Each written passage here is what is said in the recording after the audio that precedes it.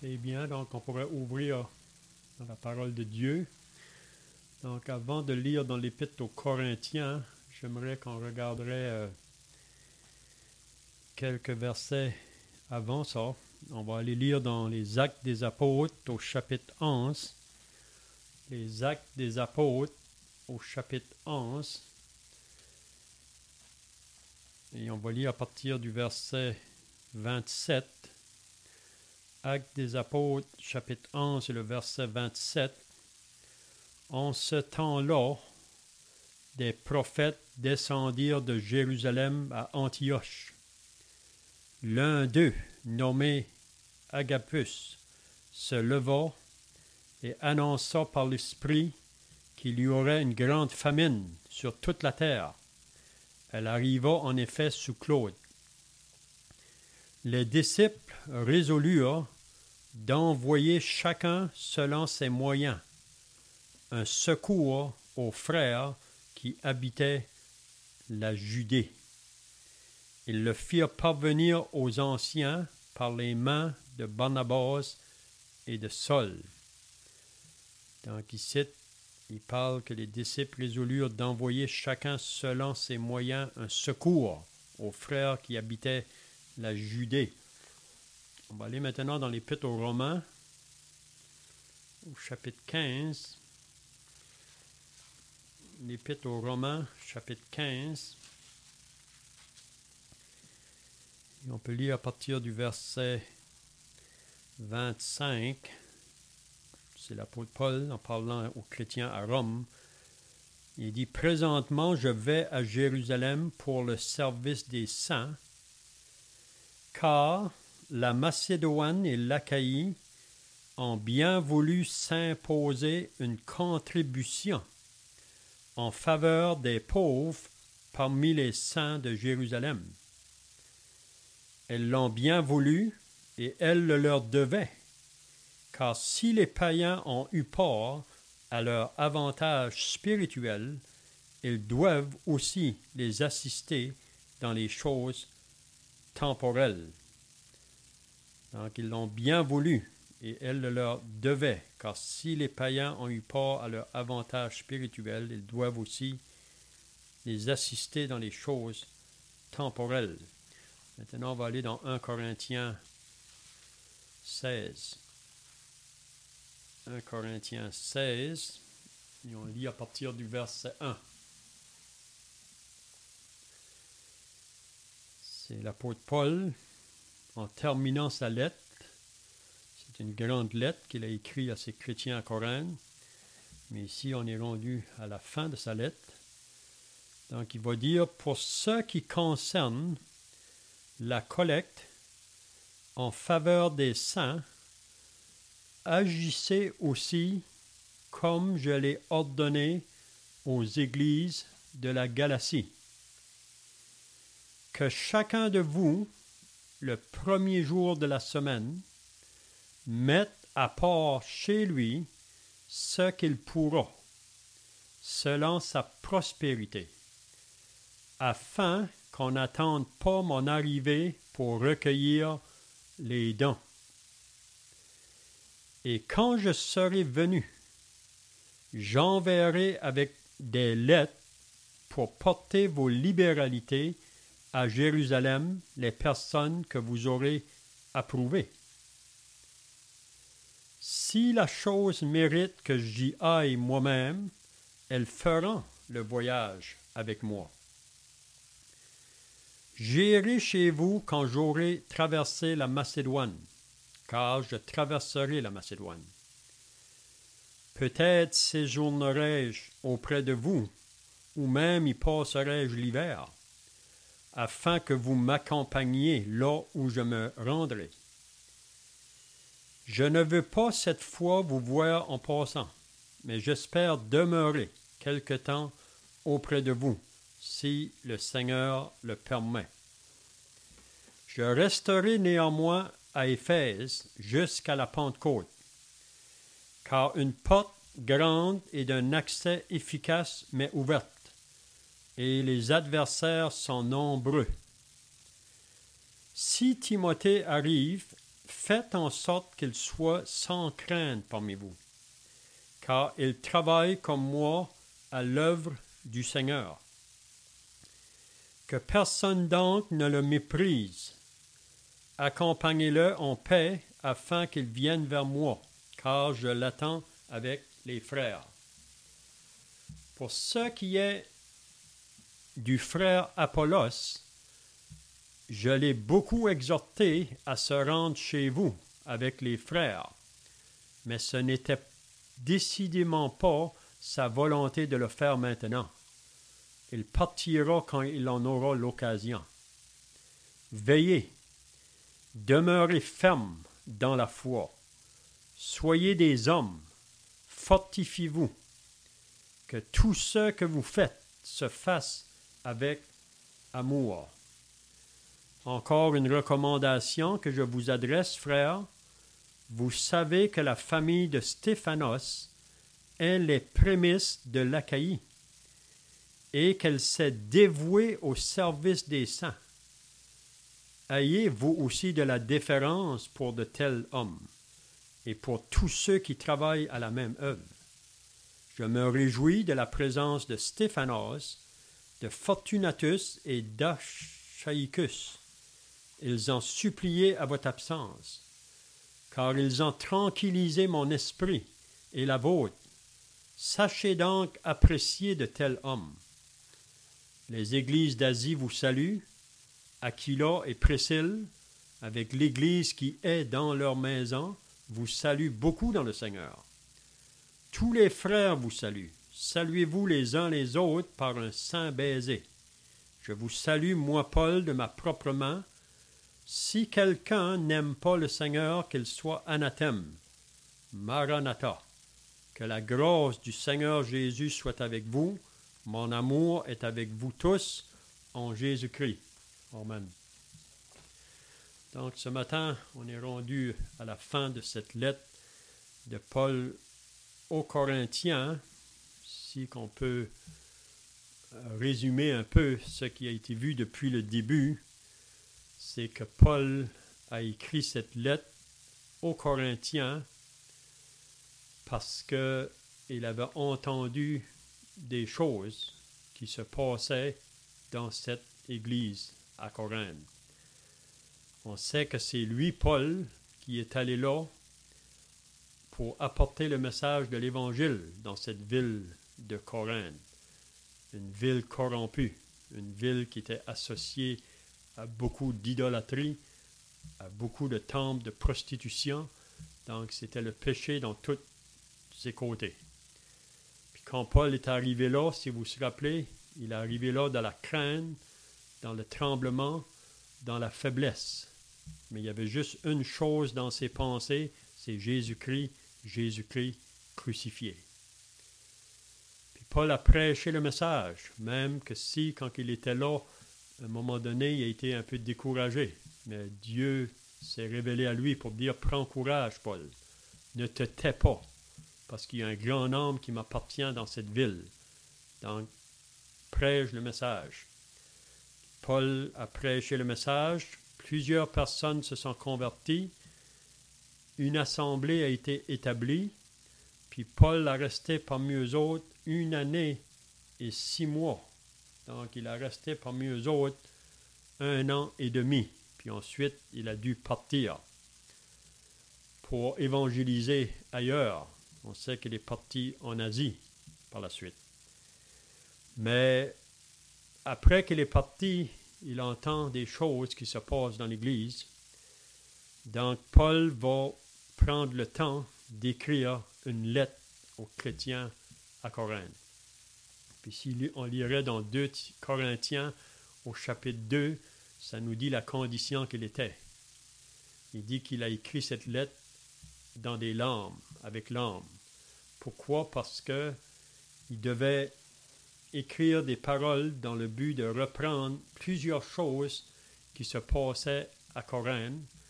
Puis cela l'attristait parce qu'il savait que cela probablement allait apporter de la tristesse à ces croyants-là. Mais Paul savait que s'ils vont être repentants, qu'ils vont être restaurés, qu'ils vont ils vont amener vraiment de la joie. Ils vont vraiment amener de la joie à l'Assemblée par la suite. Donc, comme j'ai dit, il y a plusieurs choses que Paul a dû reprendre dans l'Assemblée. Une des premières choses qu'il a repris, c'est la division qu'il y avait parmi eux autres. Parce qu'ils faisaient du favoritisme avec les serviteurs de Dieu. Un disait, moi je suis pour Paul, l'autre pour Apollos, l'autre pour Pierre. D'autres disaient, nous on est de Christ. Donc, Paul a corrigé cette chose-là parce qu'il a dit, ça c'est pas une condition spirituelle. C'est parce que vous êtes dans une condition charnelle que vous agissez de la sorte. Puis ensuite, il a dû reprendre même les croyants qui s'apportaient en cours entre eux autres. Paul devait reprendre ça aussi. Même qu'il disait, vous devriez avoir honte d'agir de cette manière-là. Ensuite, si on va au chapitre 7, 8, 9, Paul a dû répondre à des questions que ces Corinthiens-là lui ont posées. Surtout le chapitre 7, c'était question du mariage et du célibat. Le chapitre 8, c'était la question des viandes sacrifiées aux idoles, si on devait en manger ou pas en manger, puis plusieurs autres choses. Mais ici, on arrive à la fin de la lettre. Puis si vous vous rappelez, les dernières semaines, on a touché le sujet de la résurrection. Parce qu'à Corinthe même, à cause de la condition qui se passait là, il y en a qui avaient mené un point à la pensée qu'il n'y aurait pas de résurrection. Parce qu'il y avait des faux, probablement, qui s'est infiltré parmi eux autres, puis ça avait influencé même les vrais croyants. Mais là, Paul va corriger ce sujet-là. Puis on sait que cela va amener un bienfait par la suite. Donc, aujourd'hui, on arrive au chapitre 16. Puis si vous avez remarqué dans le chapitre 16, Paul va parler de plusieurs personnages. C'est un peu comme Romains 16. Si vous lisez Romains 16, on voit que Paul parle beaucoup des personnages, des chrétiens qui vivaient en ce moment-là, puis des chrétiens qui étaient vraiment, comment je dirais, une bénédiction pour le peuple de Dieu, qui travaillait dans cette œuvre-là. Puis Paul, même ici, on va voir qu'il va recommander les chrétiens à ces personnes-là, vraiment. Donc, il recommande ces personnes-là aux chrétiens. Et la première chose qu'on voit au verset 1, la raison que j'ai lu dans les Actes, puis dans Romains 15, là, pour nous aider à comprendre ici qu'est-ce que Paul dit aux Corinthiens, pour ce qui concerne la collecte en faveur des saints, agissez vous aussi comme je l'ai ordonné aux églises de la Galatie. Donc ici, on peut voir qu'il y a eu à un moment donné une collecte spéciale, si on peut dire, pour pourvoir aux chrétiens qui se trouvaient à Jérusalem, puis qui étaient dans des difficultés. Puis on peut voir qu'il est arrivé un temps de persécution parmi les chrétiens, puis probablement qu'il y en a parmi eux autres qui ont perdu leur travail ou perdu beaucoup de biens matériels. Donc ils étaient dans une condition très misérable. Mais on voit que les chrétiens de la Macédoine puis de l'Achaïe vont venir à leur aide. Puis ça, on croit que dans l'enseignement même des apôtres, ils parlent souvent de cet aspect-là. Vous savez que si on voit un frère dans le besoin ou une sœur ou une famille, puis on peut venir à leur aide, on devrait être exercé de venir. Mais ici, ça comprend plusieurs familles croyantes qui se trouvaient en Judée. Ils passaient par un temps de famine, un temps de détresse. Donc, les chrétiens ailleurs, puis Paul et avec eux autres, ils vont faire cette collecte pour le besoin qui se trouve là dans la Judée. On avait vu dans l'épître de Romains là, que Paul pouvait dire même là que si les chrétiens de l'Achaïe et de la Macédoine avaient venu en aide, ils avaient raison de le faire parce que Dieu avait utilisé les croyants de la Judée pour leur amener à eux le message de l'Évangile. Donc, c'était juste bien qu'eux, à leur tour, puissent subvenir à leurs besoins matériels. Mais là, ici, on voit que Paul, ils avaient fait, comment je dirais, un arrangement là, pour comment que cela allait se faire, cette collecte-là. Donc, il dit, agissez aussi comme je l'ai ordonné aux églises de la Galatie. Donc, ça veut dire que Paul avait parlé aux assemblées aussi de la Galatie. Il y avait plusieurs assemblées en Galatie pour cette collecte-là aussi qui allait se faire. Puis, il lui avait dit comment est-ce qu'on devait le faire. Donc, le verset 2, il va dire que chacun de vous, le premier jour de la semaine. Donc, il spécifie comment est-ce que ça devrait se faire. Il dit que chacun de vous, le premier jour de la semaine, il ne dit pas le deuxième jour de la semaine, ou le troisième jour, ou le septième jour, il dit le premier jour. Puis peut-être ici, on pourrait voir pourquoi le premier jour de la semaine. Mais qu'est-ce qu'il devait faire ce jour-là? Il devait mettre à part chez lui, chacun de vous doit mettre à part chez lui ce qu'il pourra donner pour cette collecte spéciale-là, selon sa prospérité, afin qu'on n'attende pas mon arrivée pour recueillir les dons.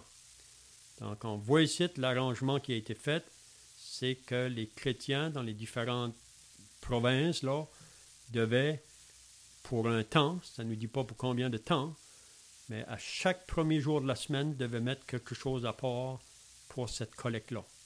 Puis Paul n'impose pas le 10% ou une dîme, il dit que chacun mette à part ce qu'il pourra, selon sa prospérité. Donc, c'était libre à chacun de mettre comme il voulait.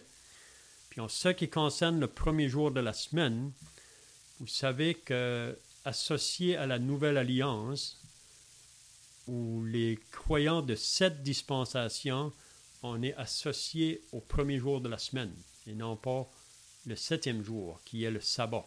Vous savez, le sabbat, ça c'était pour la dispensation de la loi dans le temps d'Israël. Mais si vous lisez attentivement le Nouveau Testament, vous allez voir que les chrétiens, au début, étaient associés avec le premier jour de la semaine. Puis on dit que le premier jour ou le 8e jour, on dit que c'est un nouveau commencement. Puis on remarque à plusieurs places dans le Nouveau Testament qui rapportent le premier jour de la semaine associé au premier disciple. On sait premièrement que le Seigneur Jésus est ressuscité le matin du premier jour de la semaine.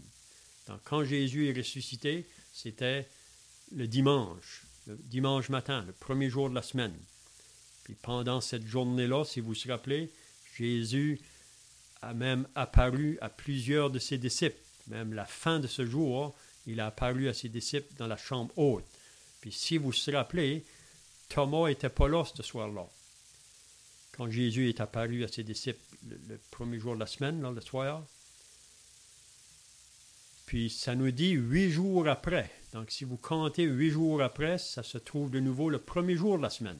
Les disciples étaient encore réunis. Puis c'est là que Thomas était là, puis Jésus est apparu spécialement pour Thomas ce soir-là. Puis vous vous rappelez qu'est-ce qu'il a dit à Thomas. Il y a une autre chose aussi qui est associée avec le premier jour de la semaine, c'est le jour de la Pentecôte. Quand que le Saint-Esprit est venu sur les croyants là, au jour de la Pentecôte, c'était le premier jour de la semaine. On voit ça aussi. Puis si on voit dans les Actes au chapitre 20 et le verset 7, ça nous dit que le premier jour de la semaine, ils se sont réunis pour rompre le pain, c'est-à-dire pour prendre le repas du Seigneur. Même Paul avait attendu quelques jours pour être avec eux autres ce jour-là pour prendre le repas du Seigneur. Puis si vous vous rappelez, Jean, sur l'île de Patmos, quand il y a eu sa révélation, c'était le jour dominical, ou le jour du Seigneur, ou le premier jour de la semaine. Donc, c'est bien qu'on puisse saisir cette vérité-là parce qu'on sait que dans le monde aujourd'hui, il y a beaucoup encore qui croient que les croyants devraient être associés au sabbat. Mais le sabbat, ce n'est pas pour cette dispensation. C'était sur la dispensation de la loi. Donc, c'est juste donner ça en passant, là. Mais ici, la collecte qu'ils vont faire, c'est que chacun, le premier jour de la semaine, va placer chez lui quelque chose à part, puis probablement, quand ça va être le temps pour ramasser cette collecte, le jour qu'ils vont se réunir, le premier jour de la semaine, là, ils vont amener ça pour donner à Paul pour que ça soit apporté. Mais au verset 3, c'est intéressant aussi. Quand je serai venu, ça c'est Paul qui parle, quand je serai venu, j'enverrai avec des lettres pour porter vos libéralités. Donc Paul s'attend de venir à Corinthe, puis il dit, quand que les choses vont être prêtes, là, il va envoyer des lettres pour apporter ces dons-là qui ont été faites. À Jérusalem, puis il nous dit les personnes que vous aurez approuvées. Donc, Paul, il est prêt à envoyer des personnes que les Corinthiens auraient approuvées parmi eux autres pour apporter ça, ces dons-là. Vous savez, on peut voir que ça doit être confié à des hommes de confiance. Mais là, Paul va dire au verset 4 que si la chose mérite que j'aille moi-même, elles feront le voyage avec moi. Donc, Paul est prêt que si c'est lui, il faut qu'il aille apporter cette collecte-là, il va aller le faire. Donc, on voit que Paul est vraiment, comment je dirais, ensemble avec eux, là. Il est prêt à laisser les Corinthiens à prendre une décision sur ce sujet-là. Qu'est-ce qu'il dit après au verset 5? « J'irai chez vous quand j'aurai traversé la Macédoine. » Car je traverserai la Macédoine. Parce que Paul, pour aller en Achaïe, parce que Corinthe se trouve en Achaïe, donc il doit passer à travers la Macédoine. Donc il dit, j'irai chez vous quand j'aurai traversé la Macédoine, car je traverserai la Macédoine.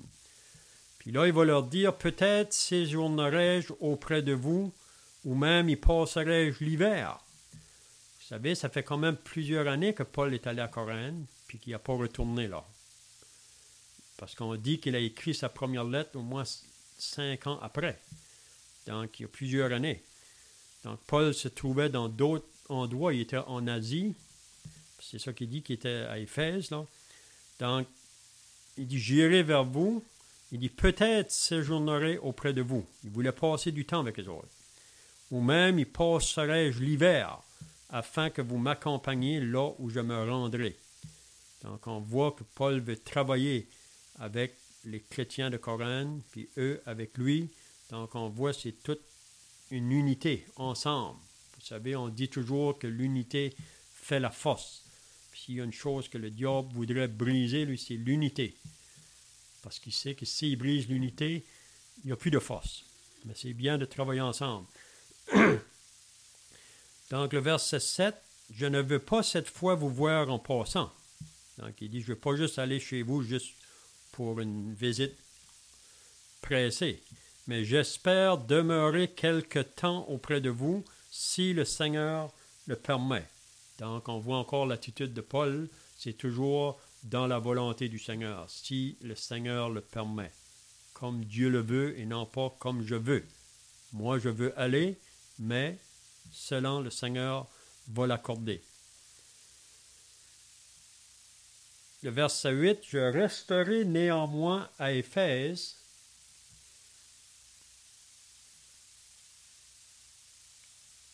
Je resterai néanmoins à Éphèse jusqu'à la Pentecôte. Donc, il leur dit qu'il va quand même rester à Éphèse jusqu'à la Pentecôte. Pourquoi?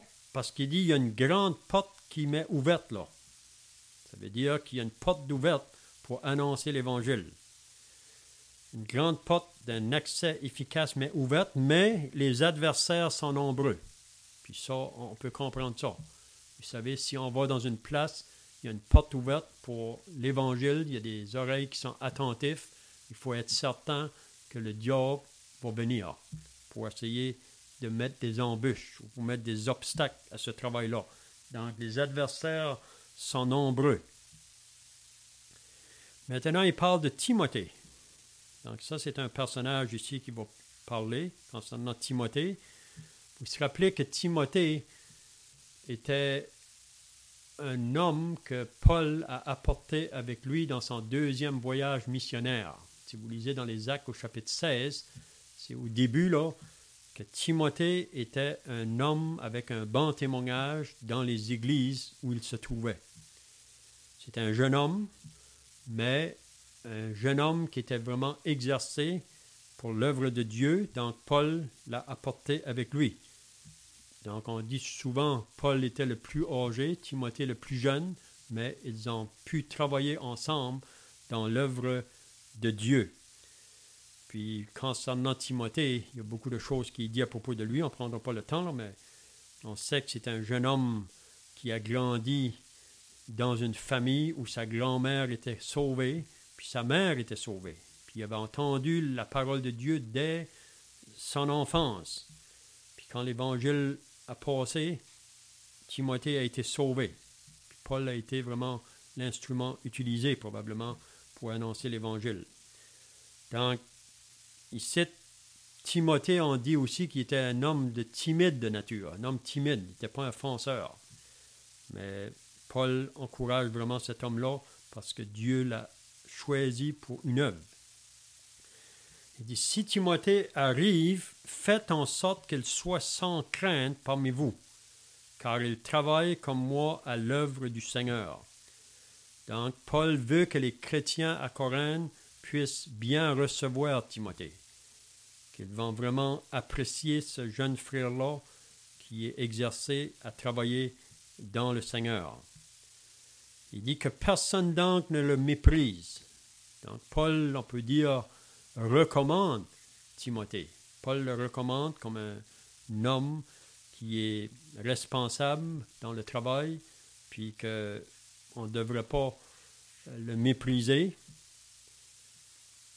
Accompagnez-le en paix afin qu'il vienne vers moi, que je l'attends avec les frères. Donc, Paul dit que les Corinthiens devraient l'accompagner ou le supporter dans son œuvre afin qu'il vienne vers moi quand je l'attends avec les frères. Donc, Paul attendait Timothée pour qu'il vienne de nouveau vers lui pour continuer le travail. Donc, on va terminer peut-être avec le verset 12. Pour ce qui est du frère Apollos, donc ici il mentionne un autre frère qui travaillait dans l'œuvre du Seigneur. On sait qu'Apollos, vous savez, c'est lui à un moment donné qui est arrivé là à Corinthe quand que Paul était là. Maintenant, Paul était plutôt parti, mais Achilos et Priscille se trouvaient là. Puis Apollos était un homme versé dans les Écritures, mais Achilos et Priscille avaient dû le reprendre sur quelques points là, pour qu'il soit plus éclairci sur certaines choses. Mais Apollos était un homme éloquent même, versé dans les Écritures, puis il était utile pour l'œuvre de Dieu. Vous savez, quand Paul dit, moi quand j'ai été à Corinthe, j'ai été là pour planter, mais Apollos, lui, est venu pour arroser. Donc, on voit que ça se complétait là. Pour ce qui est du frère Apollos, je l'ai beaucoup exhorté à se rendre chez vous avec les frères. Donc, Paul a exhorté souvent Apollos de se rendre à Corinthe. Mais on peut voir encore ici que Paul n'était pas un dictateur. Il n'exigeait pas Apollos d'y aller, mais il le recommandait d'y aller, mais il voulait que Apollos le fasse volontairement, pas quelque chose de forcé. Vous savez, la vie chrétienne, ça devrait être jamais quelque chose qui est forcé sur nous. Ça devrait être volontaire. On le fait pour le Seigneur. Donc, pour ce qui est du frère Apollos, je l'ai beaucoup exhorté à se rendre chez vous avec les frères, mais c'était décidément pas sa volonté de le faire maintenant. Mais il partira quand il en aura l'occasion. Donc, Apollos va y aller chez vous à un moment donné. Quand l'occasion va se présenter, il va aller. Donc, on va arrêter là pour notre enseignement ce matin. On finira le restant de la lettre. Il y a quand même beaucoup de choses à dire dans le restant qui reste là. Donc, j'espère que ça va nous encourager, chacun de nous, à réaliser que nous avons tous un travail à faire dans le Seigneur, frères ou sœurs, chacun avec nos capacités différentes. C'est ça qu'on avait vu à la fin du chapitre 15, là. Ainsi, mes frères bien-aimés, soyez fermes, inébranlables, travaillant de mieux en mieux à l'œuvre du Seigneur, sachant que votre travail ne sera pas vain dans le Seigneur. Donc, le travail pour le Seigneur, ça ne sera pas inutile. Peut-être ça paraît inutile pour le monde dans lequel on vit aujourd'hui. C'est peut-être pas beaucoup apprécié, mais ce qu'on fait pour le Seigneur, soyons assurés qu'un jour, le Seigneur va nous récompenser pour le travail qu'on aura fait pour lui. Donc, si un frère pourrait terminer maintenant dans la prière.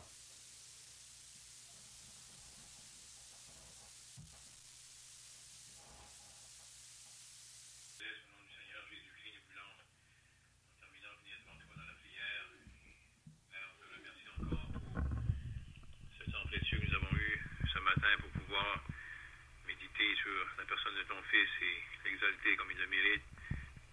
On te remercie pour ta parole qui a été apportée et on te remercie pour ces instructions que tu nous as laissées. On pense comment l'apôtre Paul, qui dit par le Saint-Esprit, a écrit cette épître aux Corinthiens et comment, comme il était mentionné, il y avait des paroles pour reprendre où il s'était éloigné et donner l'instruction concernant la collecte pour le besoin des saints.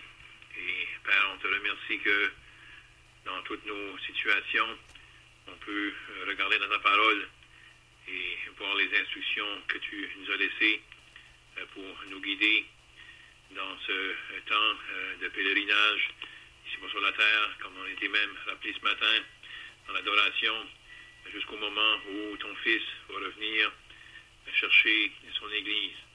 Et Père, en attendant ce jour, on te prie qu'on puisse être préservé des attaques du malin et que ta parole pourrait nous garder, et que chacun de nous, qu'on pourrait toujours avoir ce désir et cet exercice de regarder ta parole pour y découvrir les choses que tu veux nous dire. On pense comment ta parole est riche et on doit réaliser humblement qu'on n'a pas encore saisi pleinement tout ce qu'elle contient et on ne va pas le saisir même jusqu'au retour de ton Fils.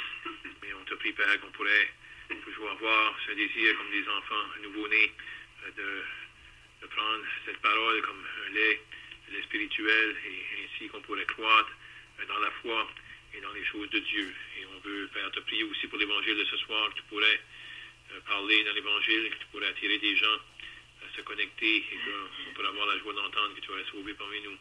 On te prie cela, Père, au nom du Seigneur Jésus-Christ. Amen.